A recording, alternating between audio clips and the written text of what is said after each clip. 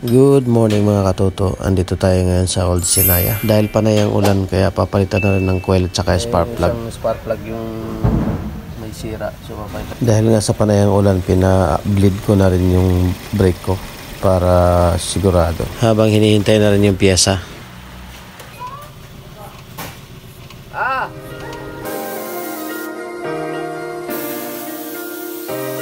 Bali ito yung nakuha na sa pag tinano yung brake. So ito yung lumalabas yung oil nya. Yung iba hangin. Basta may Pinoy, di mawawala yung kulitan at asa rin yung ibang lahi. Dahil likha ng masayahin ng mga Pinoy. Oo na yung resibo. Ayos na. Thank you.